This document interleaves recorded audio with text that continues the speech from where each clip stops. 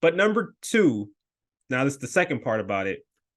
The trading Ohtani. I just want to give some stuff that let's just talk about what we know right now. The Angels have never had a winning record with Ohtani and Trout. We've already covered that. Trout is gone for at least 2 months. At least. I'm saying you figure 2 months, that's September. Right. If So they're not in the hunt, he's he's, taking the year off. He's he's gone done. for the year, right? Rendon is gone potentially for The same probably amount. the same amount of time. Rendon fouls that one off his foot and hits the ground. Rendon fails. And today they're 500, right? You have the greatest player we've ever seen, and he is in a contract year.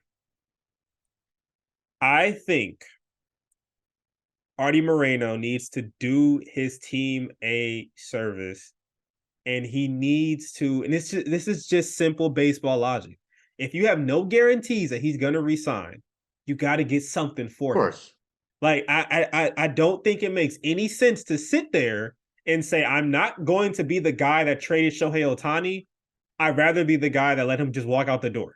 If you're the owner of the Angels, and you know a lot of people want him to sell the team anyway, you're going to go out there, you're going to trade Ohtani when he's having this epic, historic season where he's going to win 15 games and hit 40 homers, 45 home runs, and win the MVP. So you're going to tell your fan base in a big market that draws 3 million fans, hey guys, we're out of it most likely, so let me unload Ohtani so we get a couple of prospects that nobody's ever heard of. That is not happening. So although you can make the argument in the big picture for your health of your franchise, it might be considered the right thing to do. It never, ever will ever happen. Ohtani, I don't care if they lose 50 in a row. Ohtani's an Angel from here to the end of the season. When you can prospects at this point doesn't matter. It doesn't matter. You have to get something. You can't just let him sit there and then walk away. That's insane. That is insanity. I feel like you're not going to get to make it worth its while. You're gonna get people who are gonna try to fleece Perry by saying, "Oh, you know what? We need to give you some contract back because we're gonna try to re-sign this dude at $500 million. So you're gonna have to take some old expiring contracts, and we may sprinkle in a mid-level prospect." No, see, because again, if anyone tries to lead with that, don't even pick up the phone because that's stupidity. And I don't see any team going, "Here's our number one." Look, I'll tell you this: teams who are in the hunt and teams that know the same rumors that we've heard, which is that it's been already kind of reported Shohei Ohtani prefers the West Coast. For one, he gets to travel back and forth to Japan very easily. Two, weather. Likes warm weather, does not want to be particularly in the cold weather. If you take that at face value, that knocks out the East Coast, right? However, if you're a team, like you said, the Mets aren't really in it currently, right? No. But if you're like you said, Steve Cohen has a lot of money and he's trying to build a winner out there. And he knows that A, he can definitely get a return on his investment by getting Ohtani. And B, he can build a winner with Ohtani. It would behoove you to go and pick up the phone to Perry, the dude who used to be the GM over there. You need to pick up the phone to him and say, look, what do you want? Because they need to take a chance to at least try to sell Ohtani on New York. If I'm the Mets, right? That's one perspective. The same goes for, again, like the Rays don't need him. But if you're the Rays, he's the best player in baseball. Yeah. You know what I mean? Like, and then that's just like those are just teams that are just like every team should pick up the phone, essentially, right?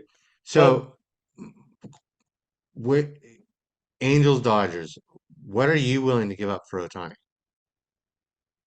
At this point, because now you have to understand you need the Dodgers don't necessarily need a What are run. you willing to give up? That's the thing. See, and that's what I'm talking about.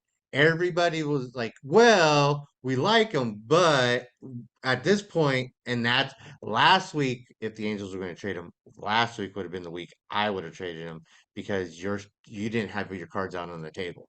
This is why I would sit on him and hope like I can fleece him, not fleece him, but at least talk to him enough to be like, dude, come back. This is what we're what we're trying to build.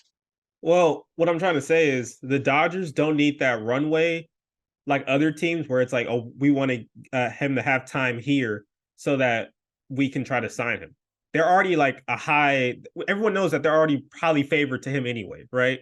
However, if you want to ensure and hedge your bet, if you're Andrew Friedman, you got to start with Bobby Miller. You just got to, because that's the only thing that makes sense.